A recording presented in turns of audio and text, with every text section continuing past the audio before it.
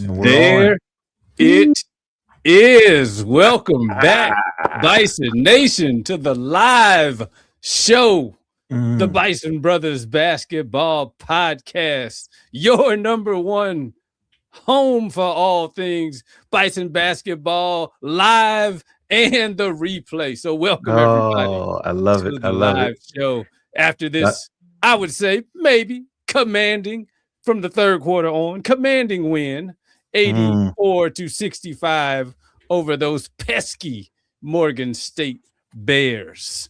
So welcome. absolutely. Absolutely. Welcome to the Battle of the Beltway game break. We are here hanging out in our home studios, wishing we were at the field house up in Baltimore. Chip, they actually have the CIAA is going on this weekend there. So it's like a basketball capital of the world right now. Oh, So I'm loving the fact I'm in North Carolina. So real quick shout out to the Winston-Salem Rams. I think the ladies just won the championship this morning. So shout out to them. They actually been playing pretty well this year. But it's all about Howard University right now, man. And this is not one, not two, not three, not four. This 10 in a row, right? This is 10 in a row that we've been. We'll take it. My gosh. And welcome to the show. We we like to jump on these live streams. We've been strategic about bringing these on. So, our last time, shout out to those who joined us for a couple of weeks ago for the No Love in the Burr episode. Really appreciate you all support. We actually were able to handle some business that day and let University of Maryland Eastern Shore know that we have their number. We have their number. But now, we want to talk about where we are right now with the ladies. And guess what? Before we get out of here, at the bottom of the hour here, we're going to talk about what we need to do. The men are coming up next. And our friend Erica Lee has a list she's been keeping. This is one of the last ones we got to scratch off the list right now because Morgan State men have not only foiled us in terms of play this season, but Chip, if I remember, we were sitting there together when we lost that game in the MEAC tournament last year. That was a heartbreaker.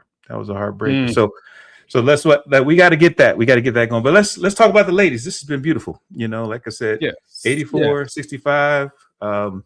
As you can tell, we've been watching every single game. And I think for me, the hardest part is there's only one more game. Can you believe that? Yeah. One more regular season game. Went by quickly.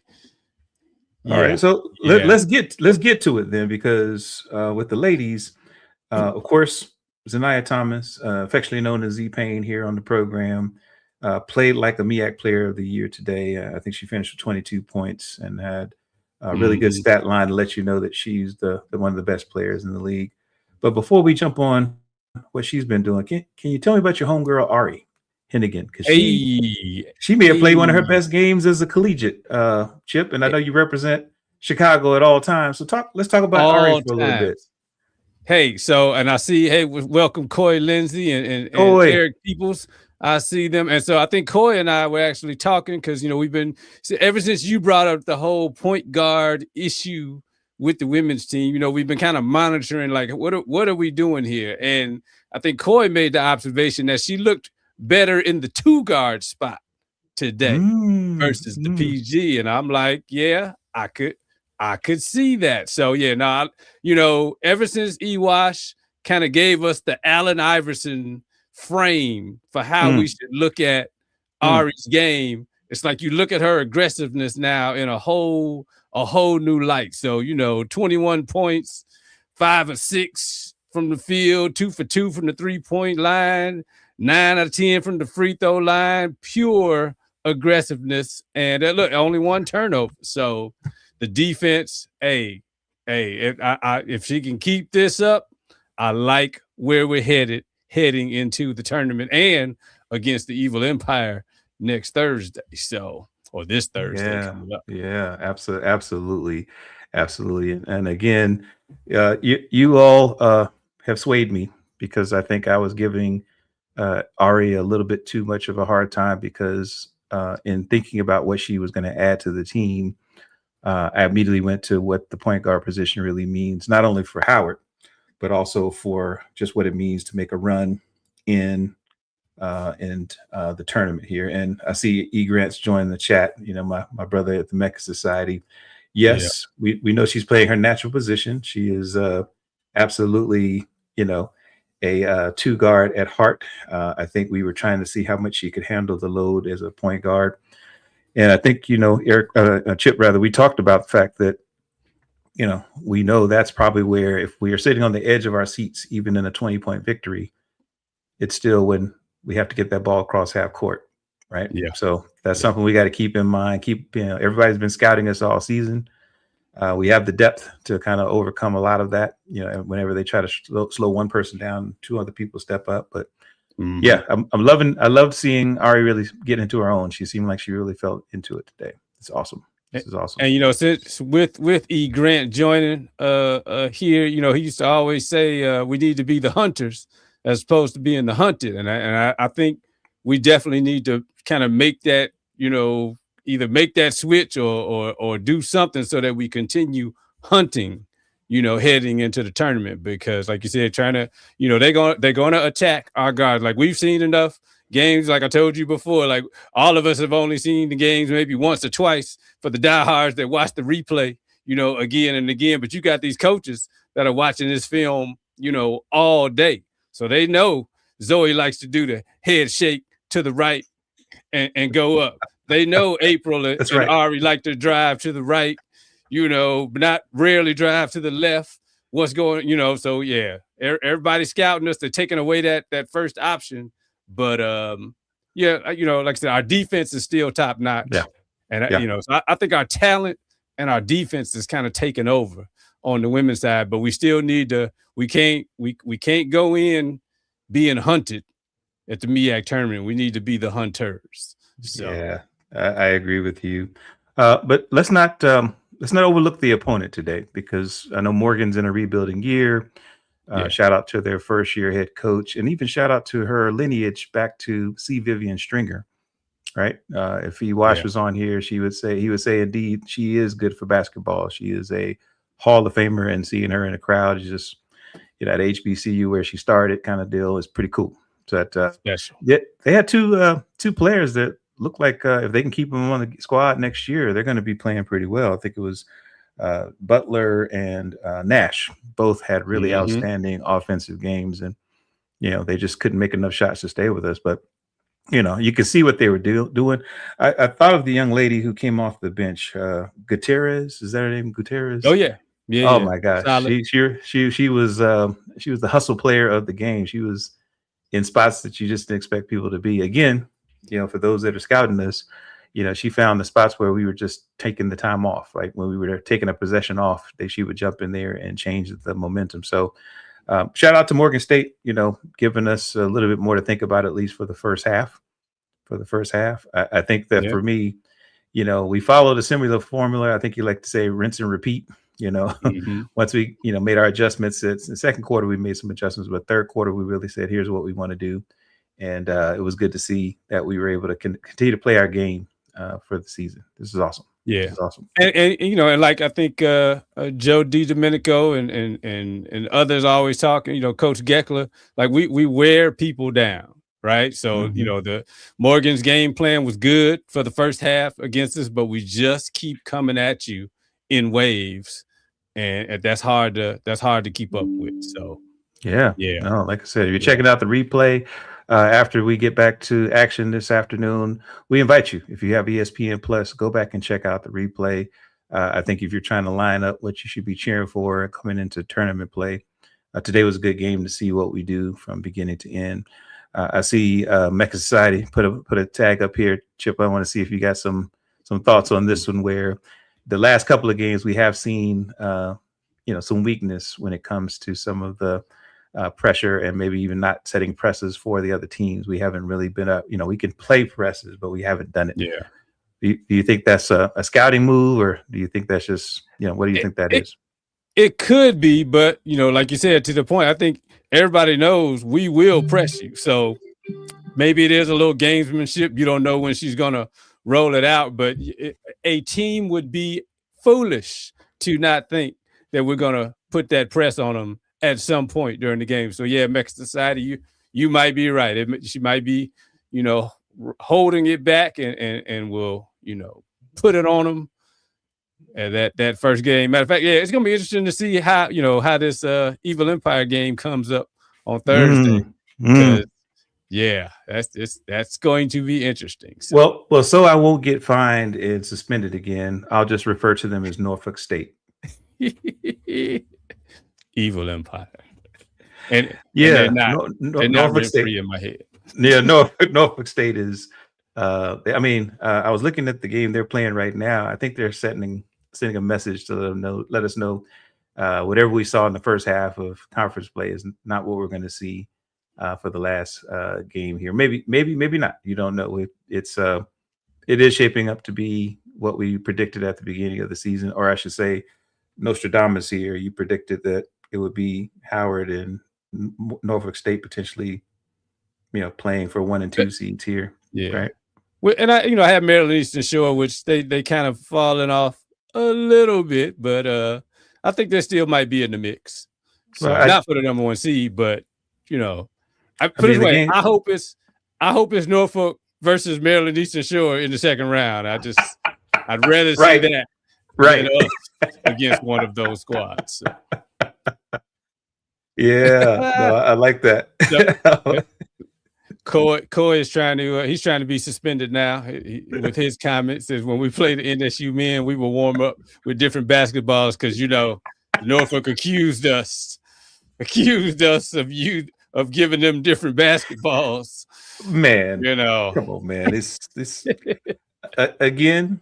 I'm trying not to get suspended before I get to the tournament. I just know that we're gonna be in their house, so we probably gonna get the same treatment. So check the. It sounds like I should say pause after I say this, but check the balls before pause. Check the balls before we play. Just pause, right? So, but this is awesome, man. We definitely are having some fun, and again, welcome to our live show, Battle of the Beltway. We are right in between the men and women's games up in Baltimore at the Field House. Chip, man, I know that we've been really spending a lot of time with the ladies this year, and one thing I can say is that they really started to peak in terms of just their own working together. You can see them almost like finishing each other's sentences right now. So it seems like they're ready for the tournament, man. I don't know. Are you seeing anything else you would like to see before we get to tournament play? I want to see some more aggression in the first quarter and the second quarter. Like there's no need for us to kind of with these slow starts. It's just we're too late in the year to have these slow starts. We got too much talent. We need to jump on people, send a message early that today is not going to be your day. And so, they might scout out your first option, but we got our second and third options are pretty good too. So I want to see some more aggression. That's that hunting mentality for the first and second quarter. So we don't need to leave any doubts. Okay. Well, it sounds like we're going to have an opportunity to see exactly that. This last game is going to probably dictate that for sure. I'm laughing at Eric Peoples. Yeah. So we talking about practice balls. Yeah, I know. Well, I'm glad you pronounced his name correctly. That brother's been giving us all the nicknames for the last 2 seasons, so we got to make sure we get his name right, bro. He's been setting us up for success here on the show, and really shout out to Eric for getting the ultimate watch parties going. He's got the ultimate virtual sports bar every game. So appreciate you, Eric, for what you do to get Bison Nation up and going. Let's see. Go ahead. I just got a question. And if any of the fans out here, if y'all got any answers, like, we saw now Miller only played 8 minutes. That has me a little concerned. I know, she had the arm wrap on for the last game, but I definitely need a healthy now Miller heading into the tournament. So if y'all know anything, if this is just rest out of caution, we'll take it. But somebody let me know something.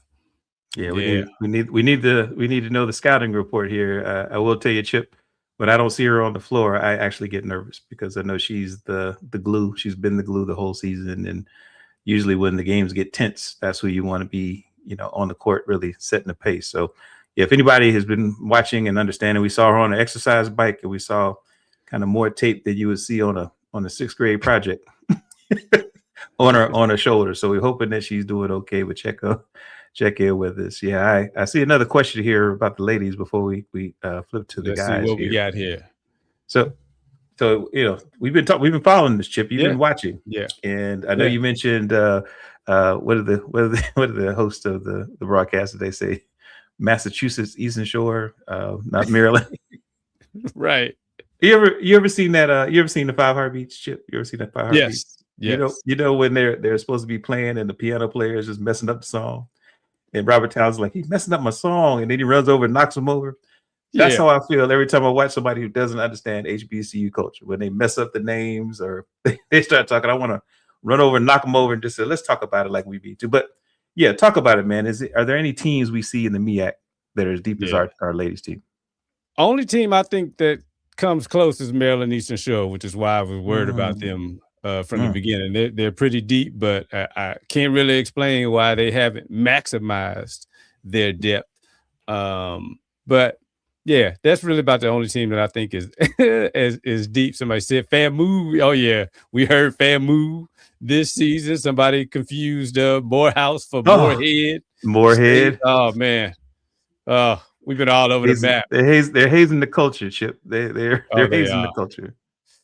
We did see limited uses of an extra S on the end of Bison, though, so I'm glad to see people figure that part out. That's the part that makes my head hurt a little bit. But yeah, man, that's good. Maryland Eastern Shore absolutely is the team that when they're clicking, like they said, they're the only ones that really could bring it to us for 40 minutes when all of their players are playing, and they're about as deep as we are. So I love it in the chat here. Everybody's talking about the options, first and second options here. So yeah. So do we think it says Zoe's number 2? So Zanaya is number 1, Zoe number 2. Yeah.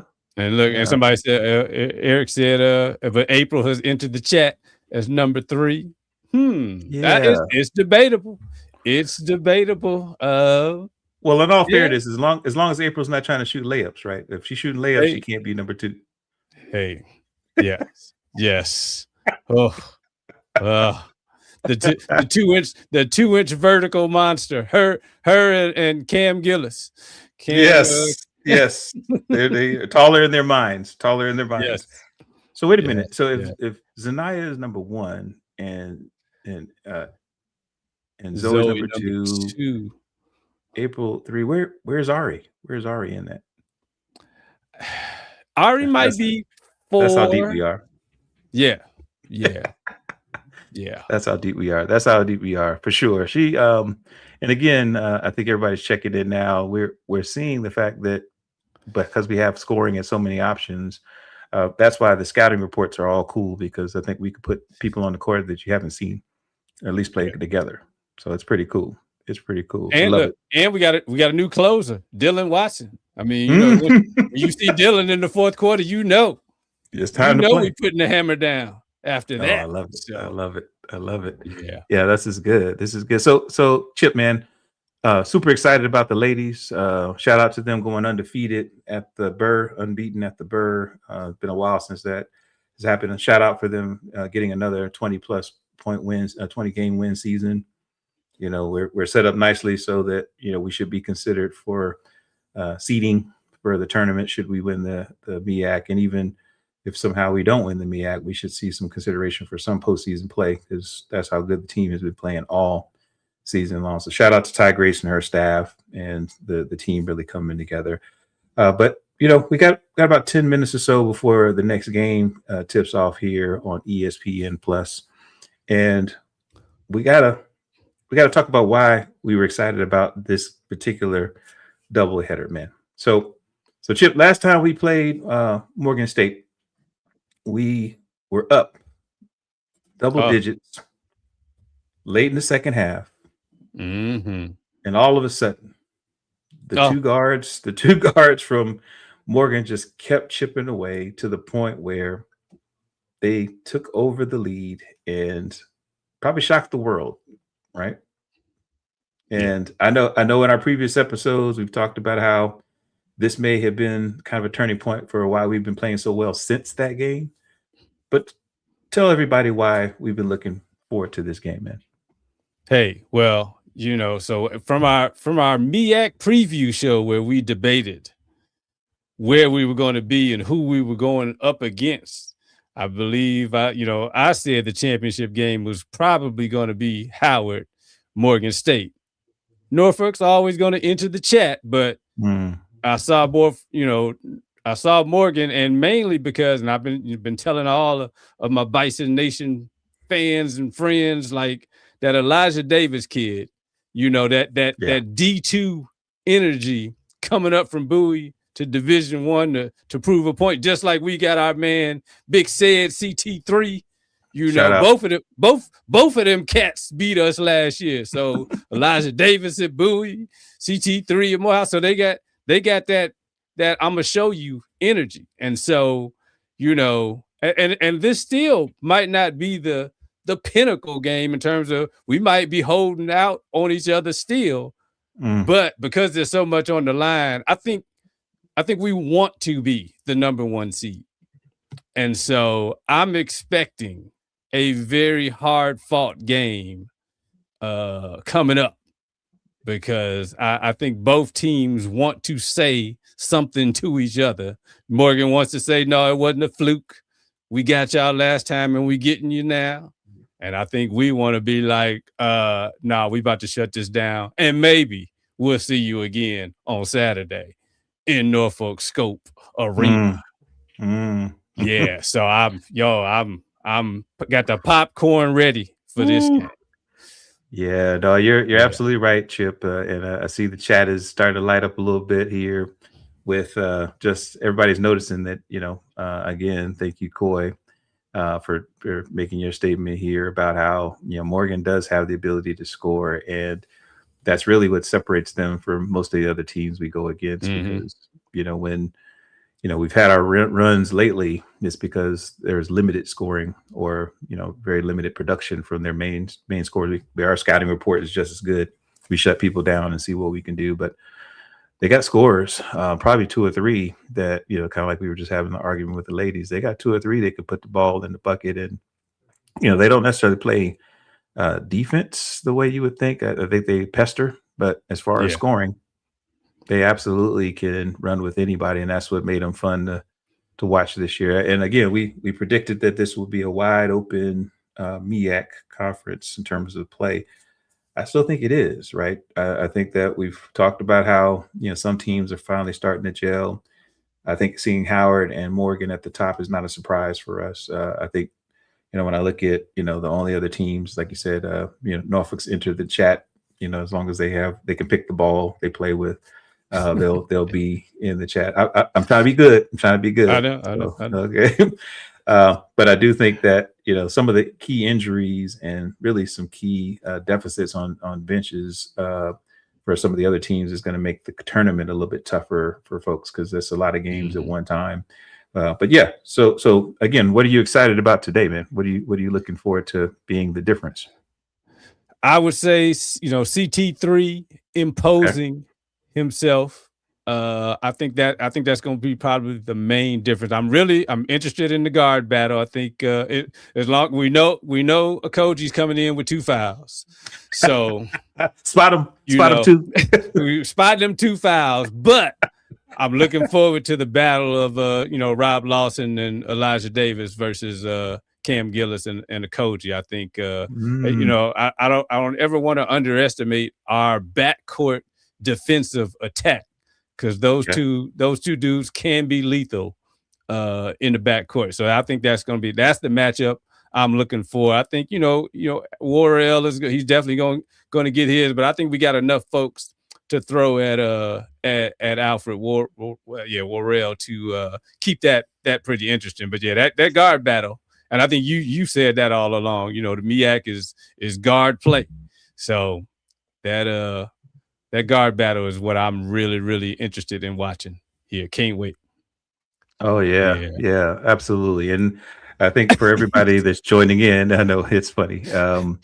We've all been watching these games pretty closely, and shout out to Bison Nation that continues to just build the excitement for these types of matchups. I know Morgan, again, I remember that sick feeling in my stomach last year in Norfolk when we battled back and got the lead for like a hot second, and again, another really star point guard for them came down and dropped a teardrop right over the top of our defense. And so I think for me, I'm looking forward to us playing at the level we've been playing, right, where we come out and dictate some intensity from the tip. And I do see from as you mentioned, the guard play, I'm actually looking for Cedric and Bryce Harris to really dictate their will, because I think that if we can just neutralize the guards, I don't think Morgan can stick with the 1-2 punch of Bryce and Cedric, right? Because that's what's making us really stand out, especially the last 4 or 5 games, is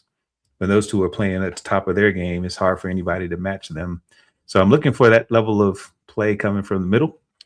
I was going to ask you, do you see any X factor players today that you're looking forward to gracing? I know you have a few, and I got one. I got one. I'm gonna tag to you if you don't mention them. So you better make sure you mention your boy. As my man Eric Peoples gave him yet another nickname, because they're from the same hometown, Debo Bryson. Debo Bryson is going to be the X factor in this game. So, yeah. I think Coy agrees with you. We need Vel to show up. We need and for the people that don't know, Debo Bryson is Travell. Eric Peoples gave him the nickname Debo Bryson, which is another excellent nickname. So yeah, he's my X factor. Okay, he's my X factor. Well, I'll tell you what, man.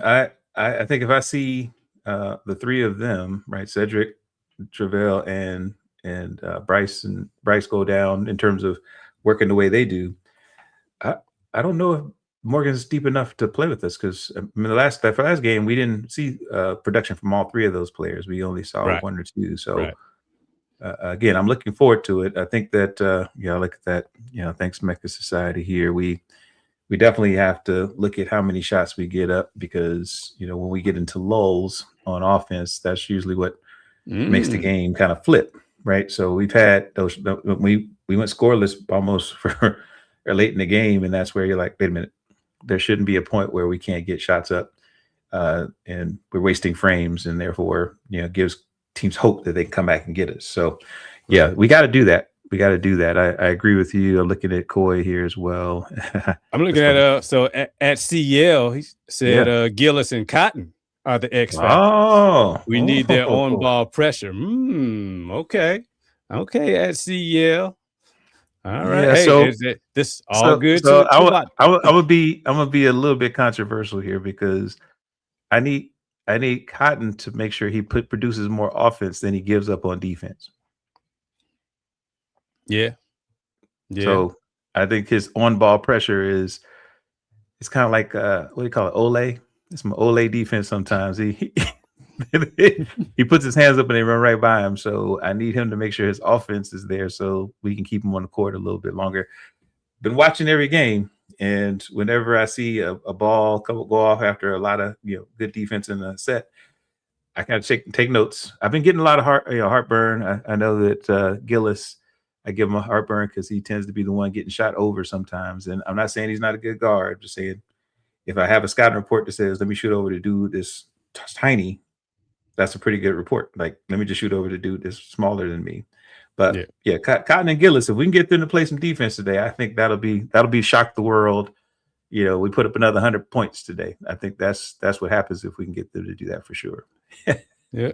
Oh, and Eric Peoples wanted me to make sure I had the correction, and I was with you, Eric. Hopefully I didn't say it, but yeah, Peebo Bryson is from South Carolina, and Travell Bryson is from South Carolina. That's why he gave him the nickname Debo Bryson. So yeah, I see how you connected that there. So Eric, I need to see the book that you put together with all the nicknames. So if you can, you could just take a picture of the pages you had, because you're firing these off, man, like a hip hop artist from the 90s ready to do some rap battles. Man, I like those nicknames. Yes. CL said, okay, that's Carlton Lockhart, my Atlanta Bison. What up, man? Thanks for joining the show. What up? And Carlton, I got a little bone to pick with Carlton because KB did an interview a couple of days ago, and he was kind of talking about the next couple of games and whether or not, should there be some urgency for the must win. And, Carlton was like, what you mean, you ain't got no urgency? Like, we need all these games. I got a little bit of pushback. I think I see KB's vision. Like, yes, we want to win and we need to win, but I think we definitely got to have the long-term view here and making sure we go into the tournament with the best plan to win that tournament. So it's all about the tourney from here on out. So yeah, it's simply put, it's been always about the tournament, right? We just want to make sure we know how do we get the best seating possible so we can maximize our opportunity to get Saturday, right? I knew Carlton would push back. He said, not. That's okay. That's okay. That's why we fans. Everybody's got a point. Bison Nation is energized. Oh, I love it. I love to see it. I love it. Oh yeah, we're a few minutes away from tip off. We got a few more minutes to hang out. We love the energy, Bison Nation. We love the takes too. I would not be surprised if we blow out Morgan today. Just so wait a minute. Sending that message. I know. You wouldn't be surprised if we beat them by 1 or blow them out? Is that right? Yes. Yeah. Now, but using history as a guide, it might not mean anything because that last the Seth Towns year when the Evil Empire came and they blew us out in the last game, whatever by 20-something points, but then we beat them in the second round, with a 6-man squad. So might not mean nothing, but I could see us trying to make a statement. Like you said, with CT3 and Bryce imposing themselves, I would not be surprised if we send a little message today, but it won't mean that we just, we got the super advantage. But yeah, we'll see. Like I said, this is why we play the games. I can't wait. Well, it gets us up every MEAC Saturday, looking forward to, how things may turn out. And I think the only thing that's sad about this weekend is that this is the last kind of regular season weekend. So, we've been kind of pushing hard all season to see how far we could cheer both our men and women on. And today, I don't think the way the season play started, we'd be at this point where we'd be looking at what it would take to be a number 1 seed. So it's been good to see the growth again, as we mentioned in some of our previous podcast episodes. We are looking for growth for every game and something to take home. I do think, to your point about whatever happens today, really is going to be a good indication of how we need to go into Norfolk on not next week, but the week after, when it's time to play conference tournaments.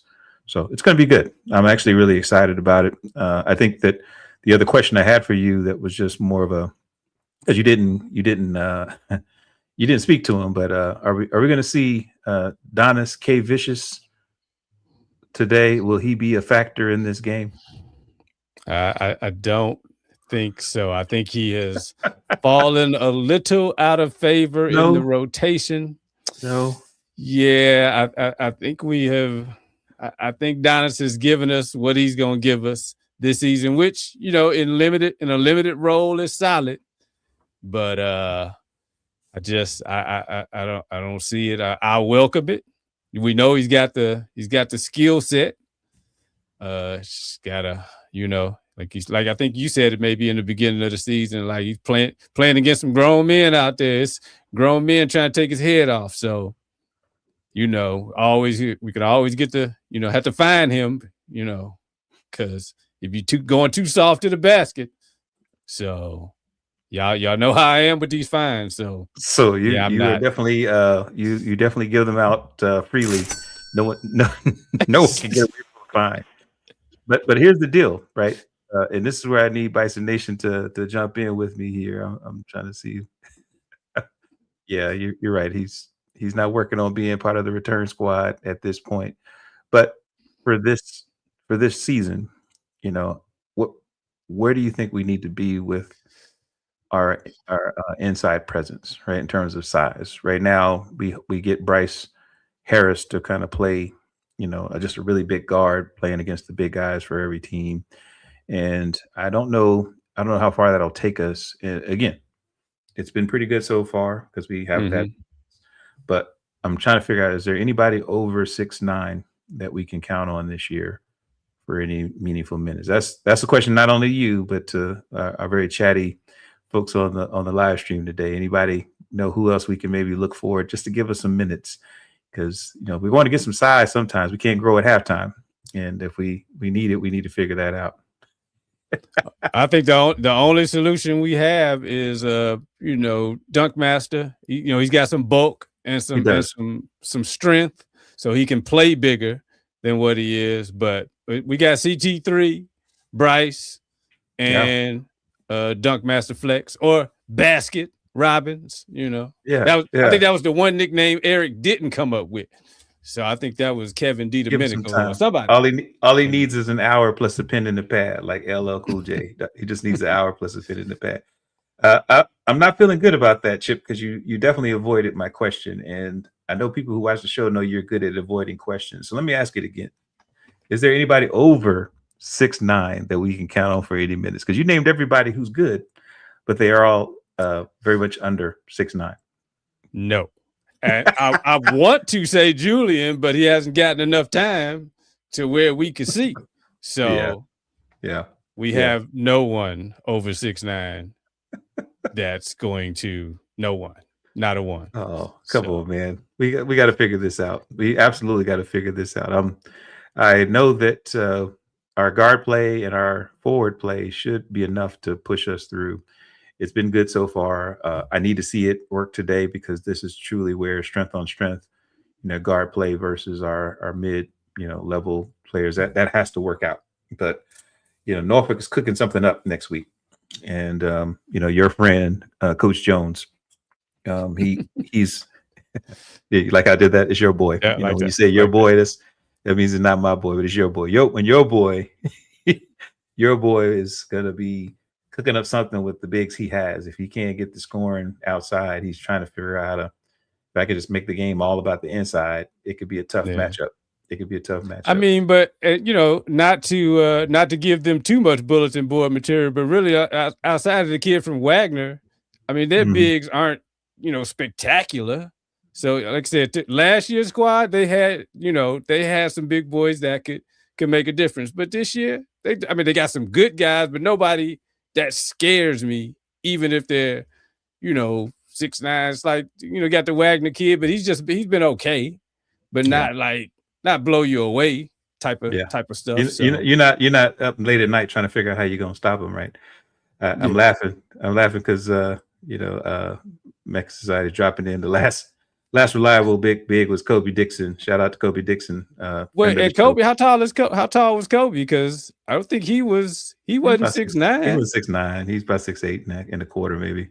With the right Jordans on, he could be tall. With the right Jordans on. Kobe, if you're listening, let us know. Let us know how tall you are. Let us know. I know that maybe people be lying in the bios and stuff. Not the players, but I think the teams be trying to add an inch or two to players. So I don't remember Kobe being 6'9". I remember him being strong. So this is where I can be controversial with this group because we're all family. But the last reliable big that we had during the KB era. Here you go. was Steve Settles. He was 6'10". He just didn't play big all the time. Yeah, that doesn't count. If you play like you're 6'4", but you're 6'10", he's playing for the Miami Heat G League team, man. That brother's a baller. Awesome player. But Steve, we're gonna get Steve on the show. Steve was like the European bigs. He was not down low causing damage. He was a guard in a 6'10" body that was lighting it up from outside and had handles. Great game. But he was not a big man in the old school sense of a big man. So I love it. I'm only gonna put his name up because this is gonna make you laugh. Oh, Coy, you're so wrong. You're so wrong. Don Campbell had concussions. He had That concussions. is true. He definitely had he didn't have the ability to play at his level for sure. For sure. I love it. All right, looks like we're about ready to get back to the game here. I'm keeping an eye here. Listen, thank you all for joining us. If you're catching us on replay, we love everything that you do to support us in Howard University and the program. I did want to just make sure that you know that we're dropping new episodes every Tuesday. Last 2 episodes are coming up here, and then we're going to be at the conference tournament. So we're going to be doing some live shows from the tournament. So we look forward to you all tuning in. Thank you all for your support, man. And hey, Chip, this is good, man. Hey, anything else before we go? Only thing is, Coy has been giving us a lot of mess for not releasing the interviews with KB and the other parts of Coach Grace and Coach Davis. So we heard you, Coy. We heard you. We're working on it. It'll be out before you know it. Well, we know who's rent-free in your mind, Chip. I appreciate that. Hey, everybody, let's get ready. Get your popcorn ready. It's time to see who's going to take the #1 pole position for the men's side of the bracket, okay? Let's get it in, man. Battle of the Beltway. Thank you all for joining us, man. Let's get back at it.